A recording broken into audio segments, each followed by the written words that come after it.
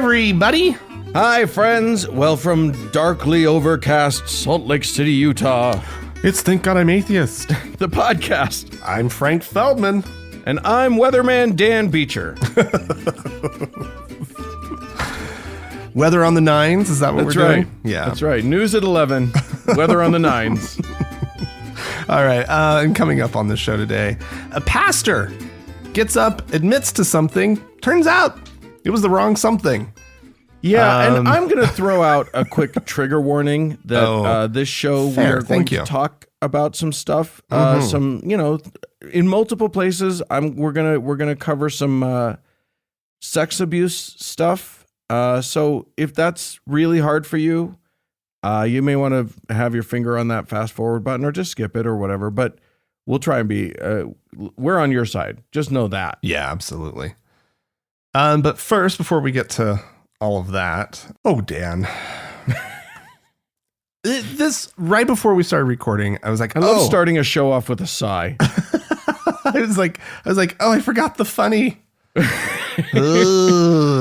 right, the Taliban. Oh, good. Dan. That's a great way to start a show. Kick it off with the Taliban, right? That's nice. Sure. Nice and light.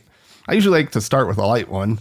Yeah, this is the best I could do. The Taliban. That's the ridiculous Islamic fundamentalists, overlords of Afghanistan. Yeah. They, when they took the country back over, they said, this is going to be different this time. Yeah, right. This is a kinder, gentler Taliban that you guys are going to experience. We're going to respect women's roles in our society this go around. I felt comforted when they said it. Yeah, I don't know about you. Nobody believed them. And slowly they've been just kind of going back to their old ways. So here's a little update having to deal with or having to do with TV news anchors in Afghanistan. There are, women who are TV anchors. And that's your mistake right there. And so there they are on national television telling everybody the news. And I have a feeling the Taliban doesn't love that. No. But what they really were upset about, they're going to let them keep reading the news. But they have to, wear a burqa, basically. Well, yeah. I mean, what if I could see their head? So it's just a voice, really, that's coming at you with the news, a female voice. I guess that's allowed. You're allowed to hear their voices. They're going to have to work on that, I think. They really need to, they need to figure some stuff out. And I use the word burqa. They're not going full burqa with the evening news yet. But women do have to cover their faces and sort of the niqab. Is that the one where it's niqab? Like niqab?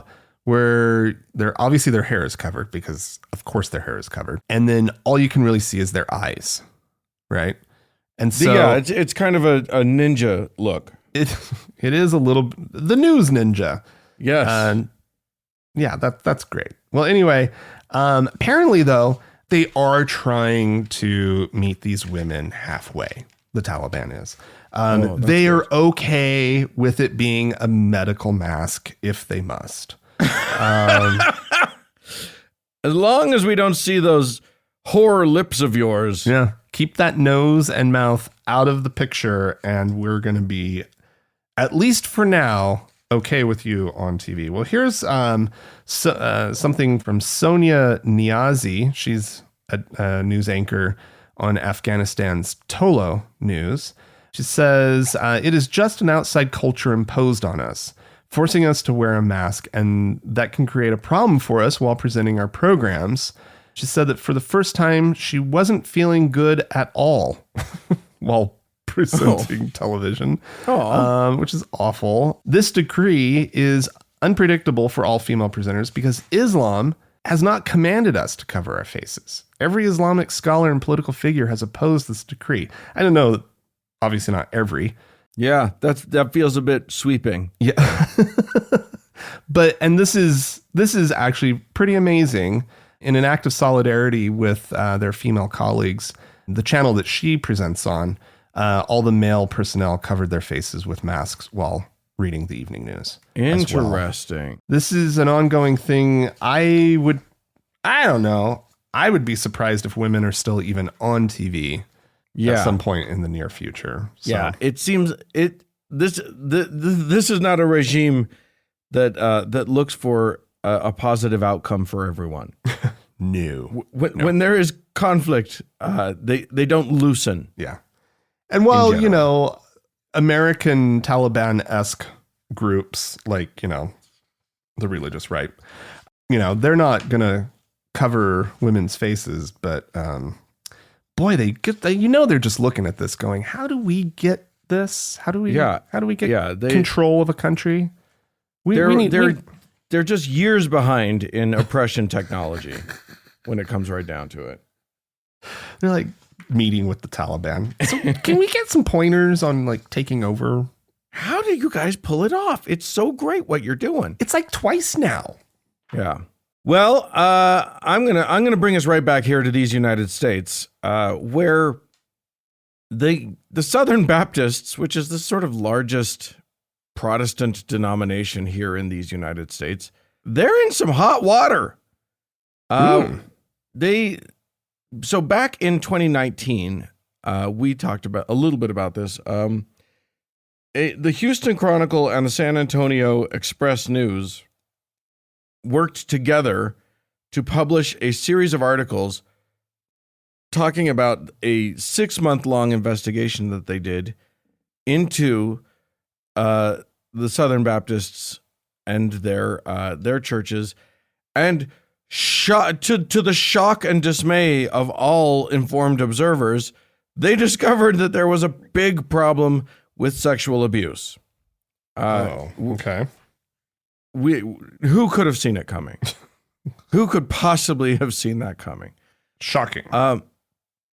So the interesting thing about this is that people knew that there was sexual abuse within the SBC, but the extent of it was unknown, and the SBC itself, for its part, had claimed that they didn't really have any information, any sort of grand compiled information about it. You know, unlike, you know, the Catholics or the Mormons that have a very centralized power structure, the SBC is actually, you know, sort of a conglomeration of a lot of very independent churches that are sort of bound together, but there's no major central overseeing entity. There's just sort of it's just a, you know, the group. So it turns out though that this series of articles put enough pressure on them that they decided that they had to actually do something. So they commissioned their own report on the thing. And it's not good. The report just came out, and nothing is okay in it. Oh, God. I mean, this should surprise no one who listens to our show anyway, because it's constant. If you have a religion, if you have a power dynamic with a trust issue thing, you're going to have sexual abuse, but it's really bad. This was a almost 400-page report, I think, and it outlines 700 different abusers, including major leaders. Oh my God! In the organization, and not just, you know, they weren't just abusing, but they were also doing that fun little thing that the Catholics taught them about covering up the abuse. Oh yeah, and about shuffling ministers away to abuse in other places, and about intimidating victims so that they don't say anything, or so that they feel like they'll be disenfranchised, or so that they, you know, it was just, but it's systemic. The point is that it's not just isolated incidents. It is a systemic problem that reaches all the way to the top of the thing. You know, reports of former SBC president Paige Patterson, who who told a student not to report a rape, and then also emailed his intention to meet with a different student who had reported an assault with no other officials present, so he could, quote, break her down. Wow. You know, they literally. So there was a Southern Baptist leader. He was former SBC president Johnny Hunt, who apparently assaulted another pastor's wife.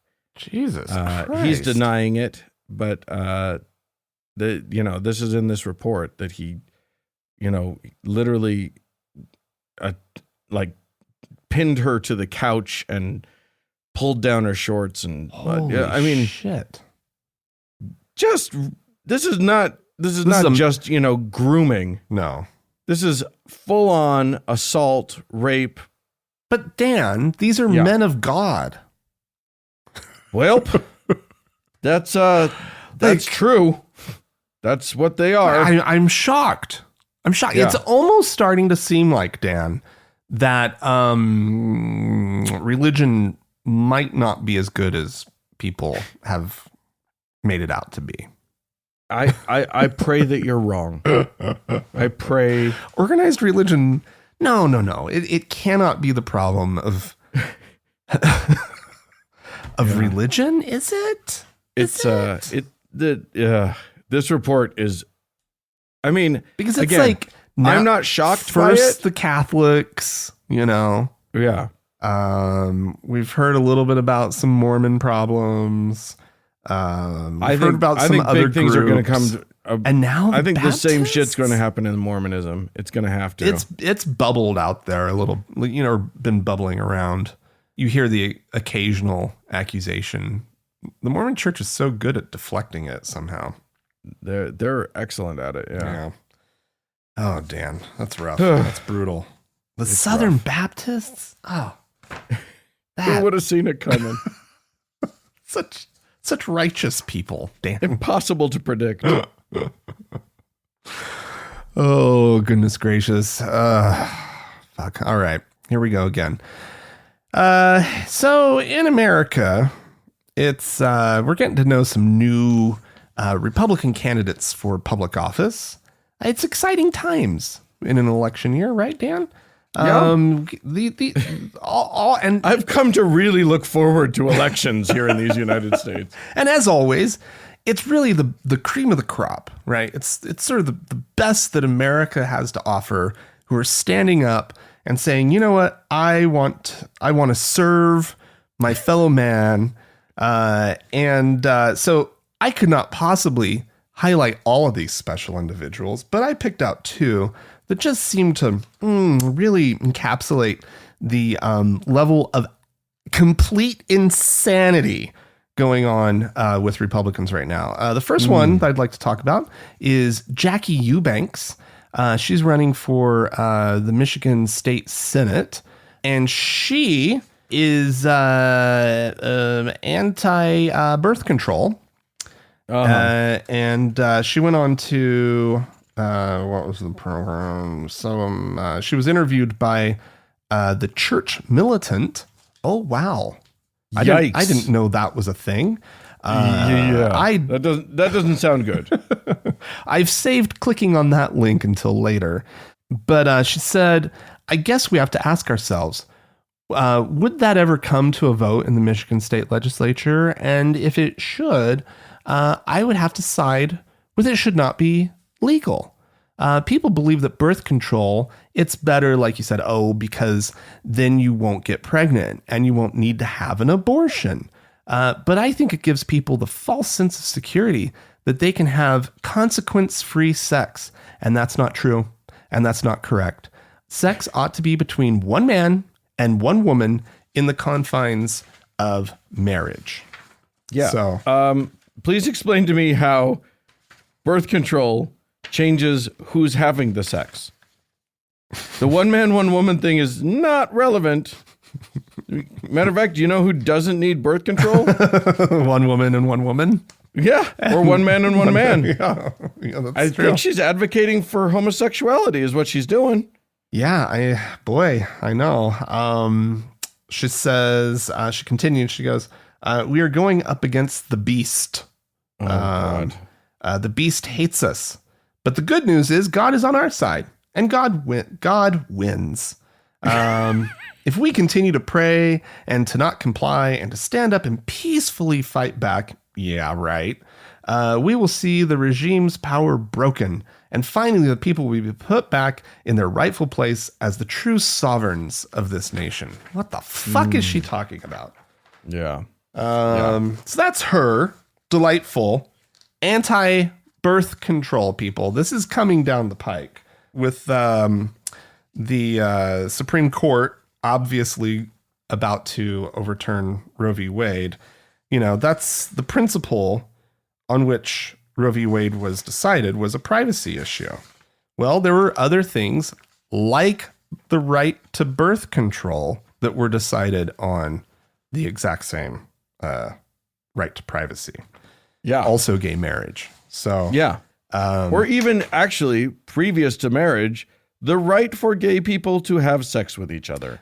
Correct. Yeah. There's a lot. The backward slide that is about to happen. Well, here's a fun one. Republican candidate for governor of Oklahoma. They're still in primary season, so it's Republicans running against Republicans for governor still.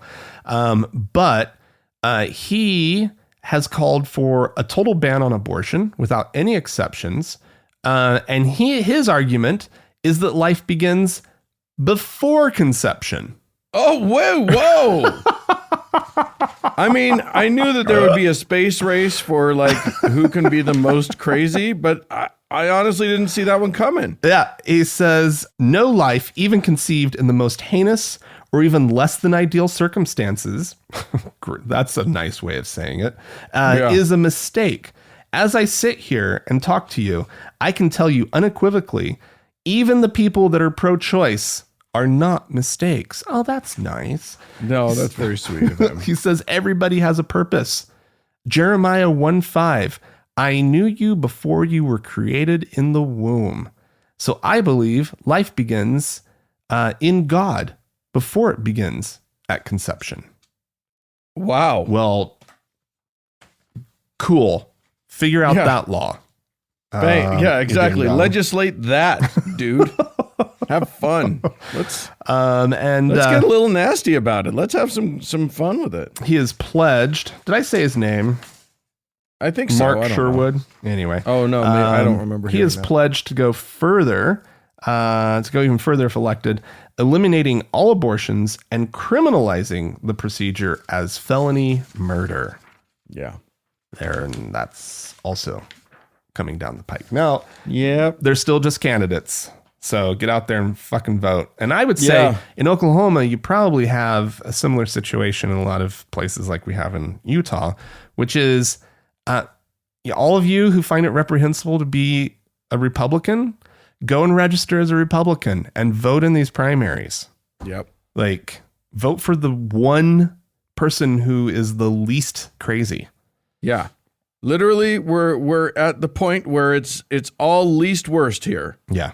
That's what we're shooting for. That's the big goal. Oh, proud to be an American. Yeah. Yeah. All right. Well, I'm going to take us out of this country, but I'm not going to tell you where. I want you to guess where we are. Ooh, goody. There is a dust up happening in this part of the world. Okay. Where there is a holy site, and two different religious groups claim it. Oh, okay. And one of them, the dominant religious group of this area, is seeking through the courts to be able to pray at this holy site, while the other one wants them not to be able to because it's theirs. Where am I talking about? Oh, Jerusalem? Wrong! What? Welcome to India. Oh, no. They've got one too? Where in Varanasi, which is considered India's the holiest city to Hindus, there is a mosque. This mosque has been there since the 17th century. How dare they? And was built by the Mughals. That's the Muslim dare they? People of the time. And most historians agree that the mosque was built on the site of the ruins of a medieval era Hindu temple. Oh, they got there first. That was then razed to the ground by the Mughal emperor. Wow. So now Hindus was this just like a Muslim move? Like, we come into your area, we're going to knock down your holy thing and put something on top of it? Yeah, Christians have never done that. I remember going to a Christian a cathedral in southern Spain. I think it was Cordoba, Spain. Oh. Where there are a surprising number of Arabic motifs in the architecture. Because they done just took over the mosque and said, this is a Jesus place now. Well, why rebuild? Why you rebuild? You have a functional building, just repurpose it. It's really pretty. Just take down, look, there's not even any pictures of Muhammad to take down. You just throw Jesus up. Well, there's the Hagia Sophia as well. Yeah. And there's a lot of these things. There's a lot. This is a thing.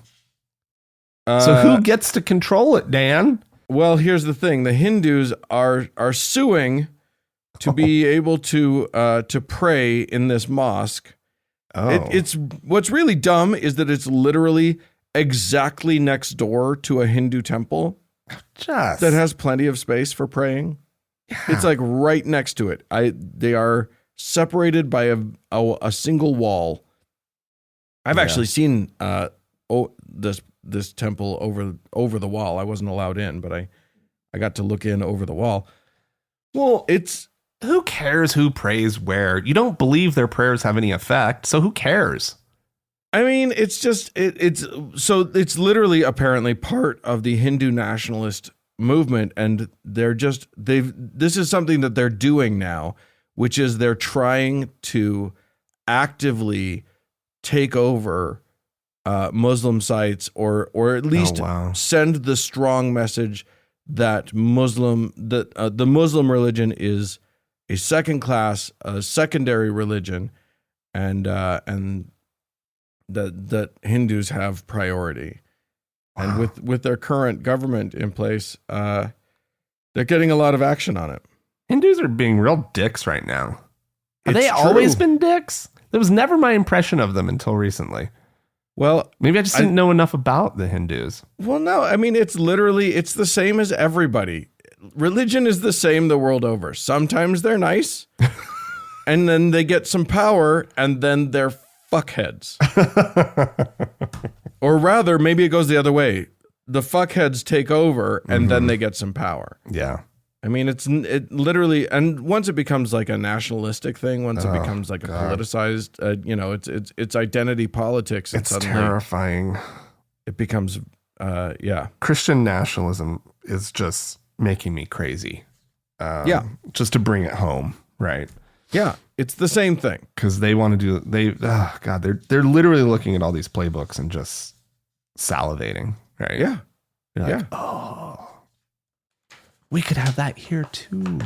Right. Wouldn't it just be a better place if everyone was forced to be Christian? Or at least put up with us? Right. Wherever we wanted to be Christian? Blech. Yeah. All right, Dan. God, this is a awful episode. Stop it. Stop it. This is a great episode. Everyone's having a good time. Don't shit all over everything. Why'd I pick this story? All right. So Dateline Istanbul. Of course, news from Turkey. It's got to be good, right? Apparently, the students at Bogazici University had been doing some pride festivities. Oh, my. Which is awesome. Well done, right? Sure. That's where, I mean, at university, it should be a kind of space where young people can express themselves. And anyway, they had like a little pride parade, and there were some protests and whatnot, because of course, even though it's a university setting, it's not the most welcoming Apparently, the regents of the university are all picked by the president, Erdogan, right? Oh, and okay. he's kind of a douche. His government has been banning LGBT pride parades since 2015. Yeah. They say it's for security concerns because, pride parades just they cause tons of problems. Yeah, and it's definitely the gay folks that are the problem. Right. They're really causing a ruckus. Right. Well, this is actually kind of nice of him. He's protecting the gay people. Yeah. He knows real sweet. He knows his people well, and that they will attack the gay people. Yeah. And so because he tells them to. He knows how precious gay people are. No, that's obviously not it at all. And because they also cite public sensitivities as a reason to shut these things down. Right. So riot police were called out to Bogazisi University, and they surrounded dozens of students who were waving rainbow flags and calling for tolerance. And they began arresting the students one by one and then led them into police buses with their hands cuffed, et cetera, et cetera. A small group of students tried to resist, and the university is just shutting the whole thing down. Apparently, there was a poster somewhere on campus that caused quite the ruckus because it showed the Kaaba, the meteor, most likely. The rock that's in the center of a giant square in Mecca. Yeah, it's like the holiest site in Islam, basically. It showed the Kaaba draped with pride flags. Oh, and that was not cool. And that was probably what got this whole thing broken up. But this is why the young people are great and stupid. Like hooray, and also, oh, you dumb person. You're gonna get someone Why hurt. are you just pushing buttons that you're not gonna get away with that? That's like nuclear shit, right? Like all they need, the only way they could have done that better to get a really bad response was to put like Prophet Muhammad dressed up in like an image of Muhammad kissing another man or something. Exactly. Yeah. I was going to go slightly different direction, but that works too. Okay. Well, I'm going to end with some interesting news. I'm going to go ahead and call it good news. Really? On this show? On this very show. I saved it for last so that we could all just have a little bit of a break. It's one that like you might feel a little uncomfortable enjoying because it's churches doing something right, and that always makes me a little itchy because the other shoe's going to drop at some point. Right. We actually talked about this a few years back in 2020, when there was a vote by the Episcopal Diocese of Maryland to give reparations to the African American community, which that just made me all kinds of worried because the way that a church would do reparations scares the shit out of me. But it turns out that they've just cut their first set of checks. They have an over $1 million fund for it now. Oh, wow. And it is apparently growing because people are donating to it. Really? Wow. And they're giving this money. So the first set of checks are going to organizations that are set up to aid and help the African American community in their area to try and the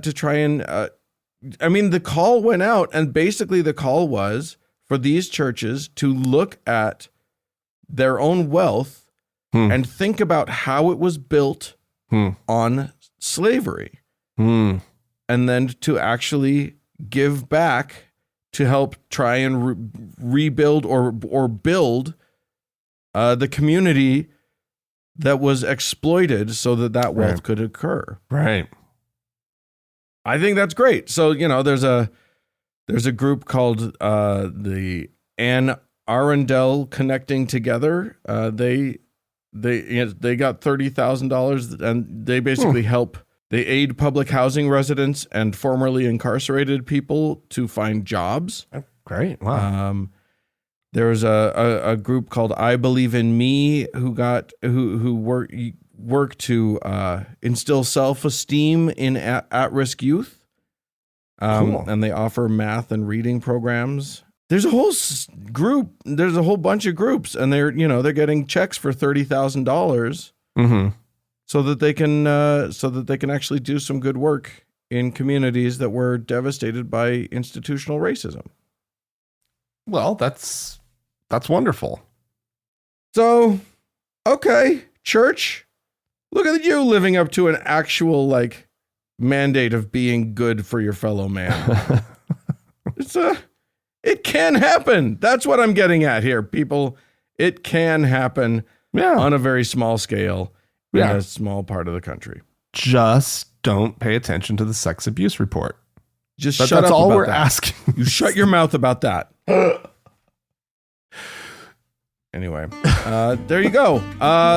If you, friends, would like to chime in and tell me how I'm wrong to feel good about all these organizations getting their money, or tell me how I'm right, that would be better. Anyway, please feel free to write into us about any old thing. The email address is podcast@thankgodimatheist.com. Or call and leave us a voicemail message. We'd love to hear from you. The telephone number is 424-666-8442. Stick around, there's more show coming up.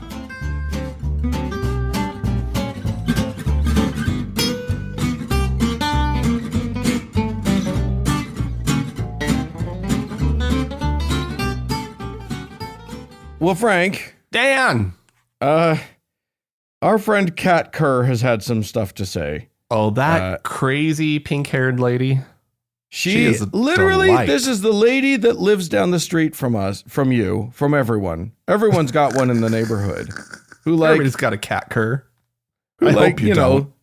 Loves her cats a little too much. And if you get her talking, she's sweet and she's nice. And then she'll start to tell you about her dreams. And then you're like, oh, I talked too long. I stayed too long. Oh, no. But for some reason, this one has a platform and people are taking her seriously as a prophet. So let's find out what happens when babies die, because Kat Kerr has seen it. She knows the answer, and it's delightful. I think Jesus welcomes most of the children himself personally, especially those who were miscarried or aborted. He meets with them first, and any sadness that would even try to get into them, that he takes any, if you're really shy or the child doesn't know people, they make friends with Jesus first, and they love him. They just love Jesus. He'll come read stories to them. He takes them into the meadows and does things with them. They go on rides of different animals. Like kangaroo, I talk about it all the time. I've seen him put little babies in the pocket and the kangaroo hops around. Birds will fly the little babies around. They're all going with Jesus to have a picnic somewhere. The kangaroo thing might be my favorite. My favorite of all of her prophetic predictions. That's just brutal. That's rough stuff. I am amazing. So in love with the fact that she is just taking the fantasies that she had as a little girl and translating them into what happens. This is the same woman who was who told us about how volcanoes become water slides in heaven. Yeah. Oh, heaven is just, sounds like a delightful place. It's literally the best theme park. And Jesus just taking care of all the babies. Just yeah. And even the shy ones. You know those fetuses that were aborted that were super shy? They're going to be okay. They're going to be fine. Oh, it's so stupid. How the big question is, how does anybody listen to her? Take her seriously? Yeah, because it's you kind of, if she was in a group of people and they were all just as obviously nuts as she is, you'd get it, right? You'd be like, oh, I see why they're all just nodding their heads because they're sharing batshit crazy stuff too. Yeah. But like, there's like this grown man opposite her on this show, and obviously he's got a loose screw, but he like people like listen to her who don't seem as nuts. Yeah.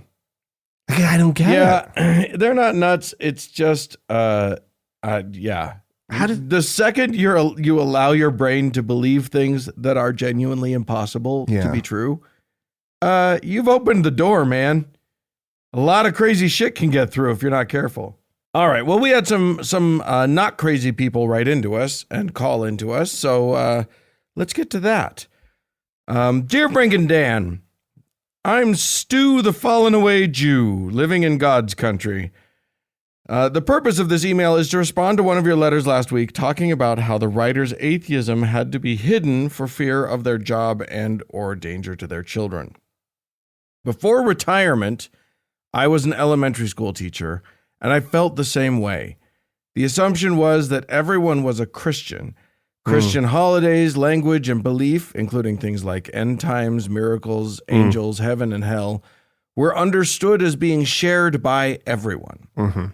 I spent January and February in the hospital and in rehab for COVID-19, and now and then the chaplain would come into my room and ask to pray with me. The first time he did, I responded with something like, I'm not really a praying person. He asked if he could anyway, so I said, okay. Oh, After that, whenever he came, he would pray over me, and I didn't object. God.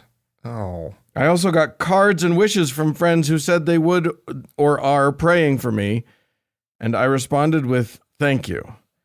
Now that I think about it, I should have said something. I'm not teaching anymore. My children are adults and moved away. I can be authentic, finally. I do have a support group of non-believers and friends, including believers, but they accept me anyway without trying to convert me. That's very important. When something comes up that's obviously a Christian assumption, I just say, Christian privilege, and they get it right away. I accept that I live in a Christian world, but having some friends who get it really helps. Yeah. Yeah, the moment that we have the bravery to be authentic is an interesting moment. And you know, the truth is, Stu, I don't think you ever like. Very few people go all the way to just whenever someone says something, saying something back. Because sometimes it's just not worth it. It's just not worth the trouble of being like, no, not everybody believes that, dude. Sometimes you just want to like get the conversation over and get out of there. But yeah, it can actually be pretty fucking freeing when someone comes to you and says, can I pray about X, Y, or Z? And you just say, nope, we're not doing that. I don't want it. It would only, it won't comfort me. It won't make me feel any better. It will just annoy me and make my day a little bit worse. Is that what you want to accomplish? I'm just incensed on Stu's behalf about the ding dong who like didn't pick up on his signal that he didn't want to be prayed over. Like, fuck off. I just told you politely without telling you fully 100%, like, no, fuck off, dude. Yeah. Right? Like, no, I'm not the praying type. That should be enough. That should be enough. What a dick. That shit makes me crazy. Write him a letter, Stu. Also, let him know. Come on, pick up on signals. I give people signals all the time that I don't want to talk to them, and they just keep talking. Like... Getting coffee at the drive-through thing, right? And chatty. Sometimes I want to chat. Other times I don't, right? Yeah. I mean, not everybody's good at picking up on like as a neurodivergent person, I can say not everyone's good at picking up on non-verbalized signals. So sometimes you got to actually just say it out loud for us to get it. That is a I guess that's a thing. That's probably true. So you're saying this pastor was neurodivergent, are you? No, I'm saying this pastor was not actually. I honestly think Stu should maybe consider writing a letter to the pastor and to this chaplain and just saying, you know what? You need to understand that what you did didn't give me any comfort and instead made me feel worse.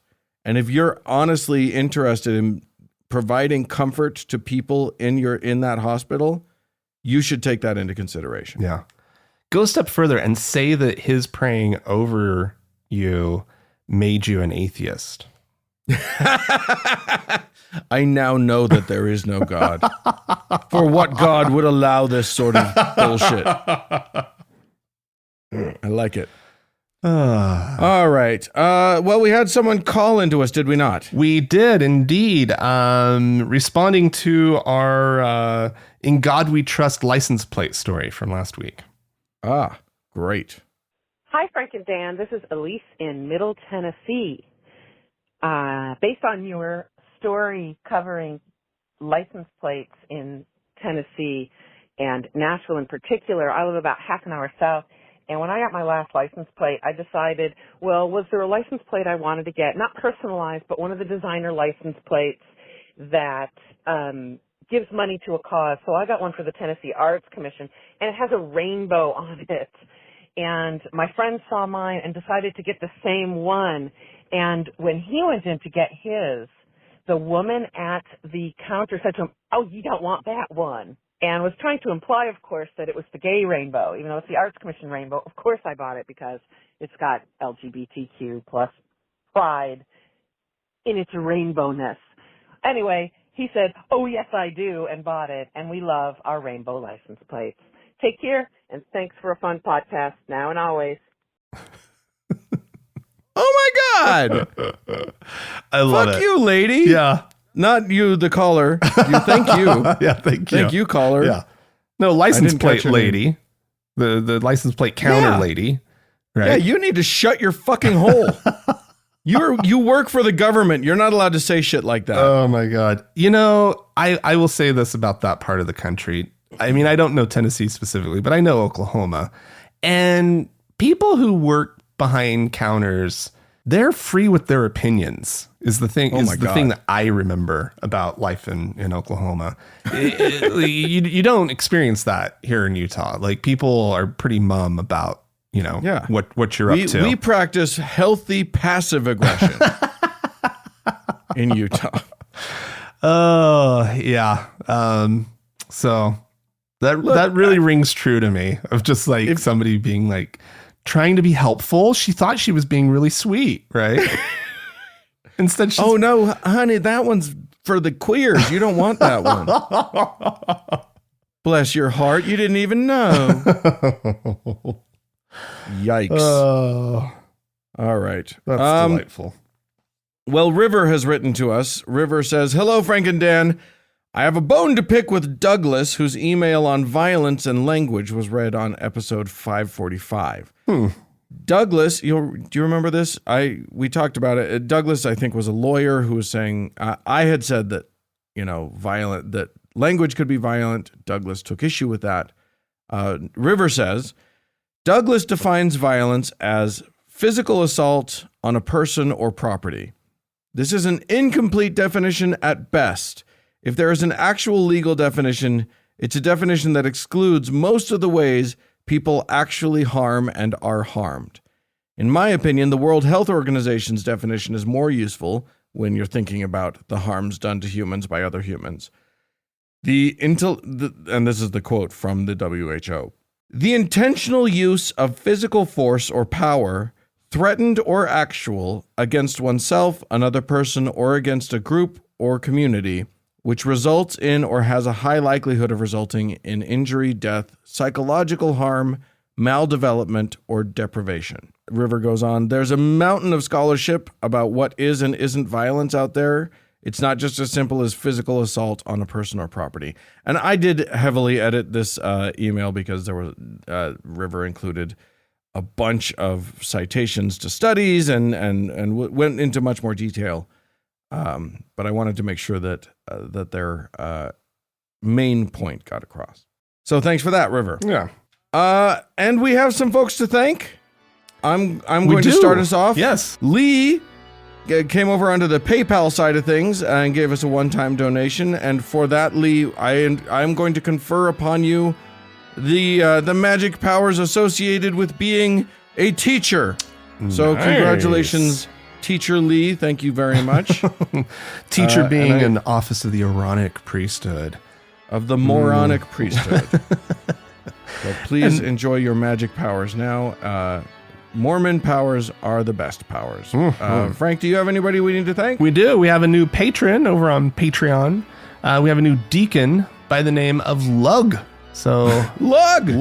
I love it. Thank you so much. If you'd like to join these fine people and support the show, you can do so by going on over to our website, thankgodimatheist.com, and clicking on the support tab. And there's some options there. You better do it. You better do it. Don't just listen to this thing. And as always, Dan, we have our top donor to thank, our Lord and Savior, Austin. Woo! Thanks, everyone. Stick around. There's more show coming up.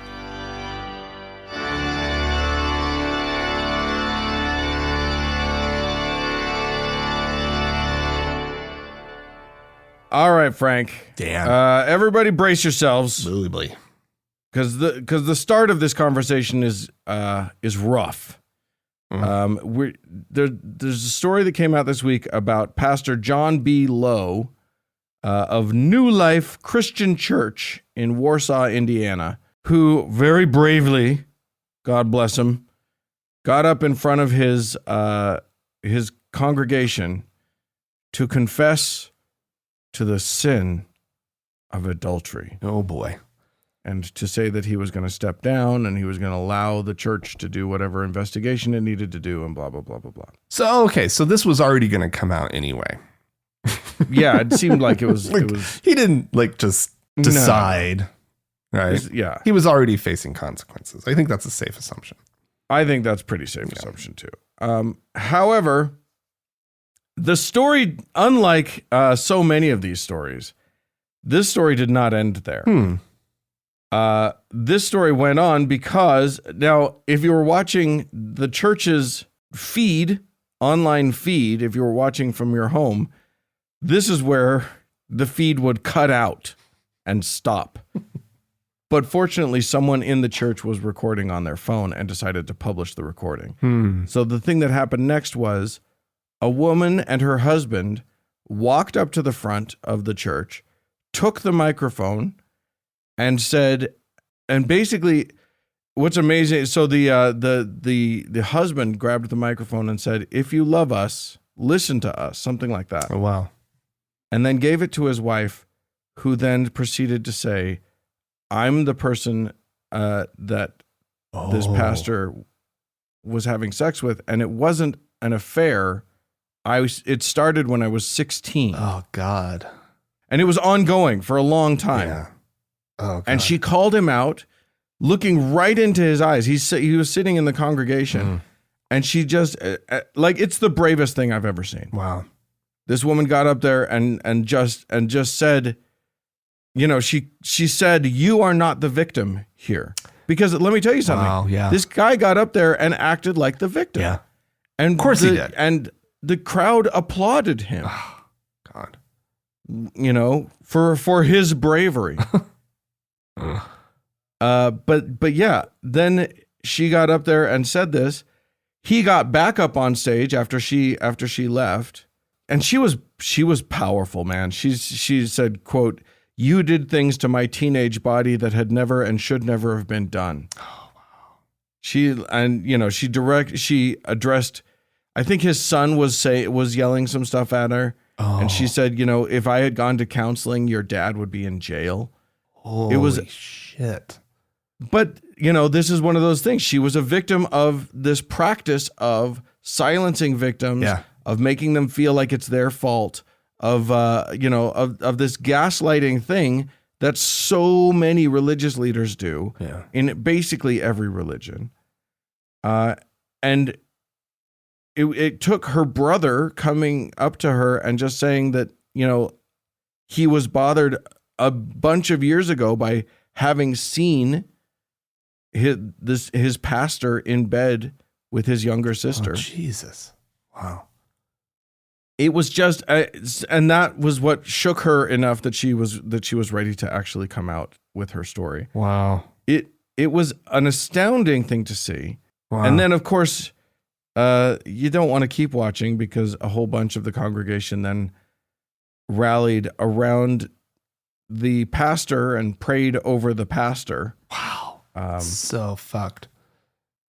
And The you said good news is said something really, I think, important though, earlier that I just kind of need to question real quick. Okay. You said the official video from the church cuts out before she gets up. So it cuts out at some point. I'm not exactly sure at what point it cuts out. So, but the church was like, yeah. We don't want to see her. Yeah. Get up there. This is going to get ugly. Yeah. We better cut this off. Jesus Christ. Because that's what the church does. That's what they do. He's going to get up and admit to something because he knows he's about to be fired or whatever, right. or disciplined. Mm-hmm. So he gets up and he admits to adultery. So guess what, motherfucker? You're a rapist. Yeah. Yep. You're not an adulterer. She was underage. That's statutory rape. You are a rapist. You are an abuser. Yeah. This wasn't, if she's not of legal age to consent, that's it's not a consenting relationship. Yeah. And it was like probably about a 20-year age gap, right? At least, yeah. Yeah. Wow. So the good news is that because this came to light in such a public way, the county prosecutor's office confirmed that there's an investigation into the matter. Yeah. All right. I don't know if it's past any statute of limitations, but there you go. Huh. But the more important thing to me is not this one asshole and his and this victim. It is that this is something that happens all over the world all the time. Yeah. And there is a power structure in place and systemic structures in place that make this that favor the perpetrator over the victim. Yeah. And I just it's almost it's like the psychology involved is so potent and so powerful that these victims walk away thinking that they did something wrong. Yeah. Certain that they have hurt their church, that they have hurt other people in being victimized in this way. Well, yeah. It's great of her brother, her husband, and being clear-eyed enough to know that, that she was the victim, Yeah. To hold her hand as she and to encourage, rather than being part of this negative system that says, shut up, keep it to yourself, we'll deal with it on our own, whatever, to go up and say, no, this is not what he's claiming this is. The church is going to try and, brush this under the carpet. Yeah. But this man is a criminal. Yeah. And a predator. Yeah. So I think more than anything, I just want to salute the people who were victimized, because I know that plenty of our listeners experienced this kind of victimization. Yeah, and I just think, if you're alive and you're making your own life now, you're amazing. No kidding. You're a hero. And I want to make it, and I'm doing it, Frank. I am making it the official position of this podcast that if you were victimized by the church, it's not your fault. Yeah. Because fuck them. These people abused the most. They were given trust in a way that they didn't deserve. And they dishonored that trust so wholly and completely that they don't belong in society. Yeah. I mean, yeah. I mean, just to like, not that every person who's drawn to being a pastor is a you know, going to turn out to be a monster, a pedophile. But I just think I always kind of was just like, God, you got to kind of question like who these people are that they think they're so special that they're going to go lead people in their spiritual lives. Right. Yeah. Like there's something wrong with these people to begin with. Right. Well, and the other thing that we need to recall as we watch a video of a whole bunch of congregants closing ranks around an admitted, because he did he went back up and people yelled at him and asked him point blank, did you do it? And he's like, I already told you I committed adultery. And they're like, but she was 14, and somebody got it wrong and she was 16. Okay. And he corrected them. No, she was 16. He admitted to it. Wow. And yet they still prayed over him and closed ranks around him. The point is, a person can actually be very useful and very positive in a bunch of people's lives, while being simultaneously at the same monster. time being incredibly destructive in other people's lives. And that can be that's devastating just in and of itself.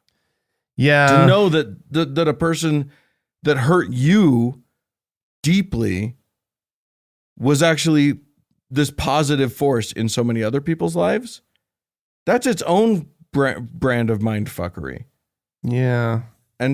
And you know, if you were the victim of this kind of thing, I pray that you got the help that you needed. If you haven't yet, therapy is available. Yeah. It's out there. Yeah. The Secular Therapy Project exists to help you find a good therapist. Yeah. I just think it's amazing. I think it is literally a structure, like religion is a structure that may not be designed to victimize people, but the design makes it so easy. So yeah, I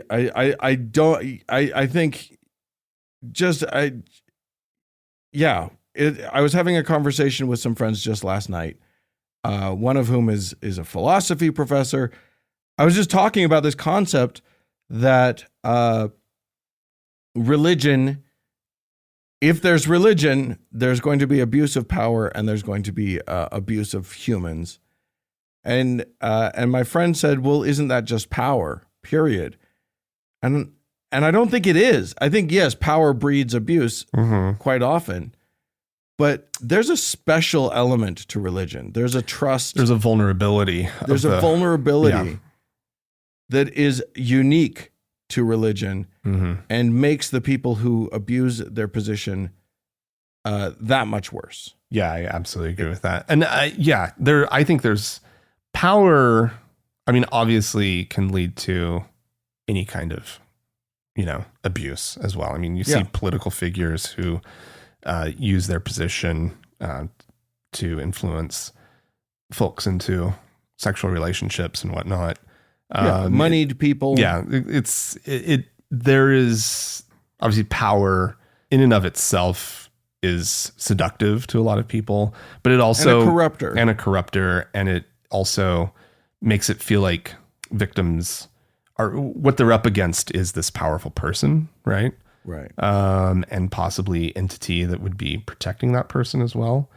But yeah, you're right. This people who are tapped into your, like, that's, that gives them a special access that's different. Well, and they're the people that you are specifically told are God's mouthpiece. Yeah. Are, the good ones in society. They're the ones that you're supposed to go to when you're in trouble. Yeah. And so when they are the ones causing the trouble, who do you go to? Right. Well, yeah. And you're totally right. There's this sense that they were called to this, right? Yeah. That God spoke to them and called them to be a pastor, or in other traditions that they were picked out of the crowd of people, right? Like in Mormonism, to be the leader. And yeah, that's hard to go up against. That's hard to get your head around. That's, first of all, you have to start questioning, in a lot of ways, you have to start questioning your God, right? Yeah. You have to question everything, Yeah. your entire worldview. Yeah. It's You either question your entire worldview or you question you. Yeah. And that's different than a charming politician or a boss or whoever else might abuse their power. So, well, look, here's what I want to say. I just want to reiterate that if you were the victim of this structure, of these structures of the people who abuse their power in this way, I just want to say, just surviving it makes you a hero in my book. You don't have to be fixed yet. You don't have to be healthy yet. You can be working on that. But just making it through and doing your best, yeah. You're a hero in my book, as far as I'm concerned. Yeah. Yeah, that's because none of this is there's A, it's decidedly not your fault, and B, none of it's easy. There's nothing easy about it. Yeah. Get out there and find the help you need, and God bless you. Yeah, for sure. Well, all right then, Dan. I think that's the show. There you go. Listen, if you would like to chime in on this conversation, please feel free to do so. Podcast at thankgodimatheist.com. Or call and leave us a voicemail message. We'd love to hear from you. The telephone number is 424-666-8442. Yeah, go to the Facebook page, facebook.com/TGIAtheist, and click the like button. And if you'd like to join one of our members-only lounges, you can do so. Go to thankgodimatheist.com/members-only. And there's some options there. Yeah, hey, thanks so much to the Red Rock Hot Club for the use of their beautiful music. And thanks to Gordon Johnston for the use of his music. And thanks to all of you, dear friends, for tuning in. We appreciate it. Thanks so much. Bye-bye.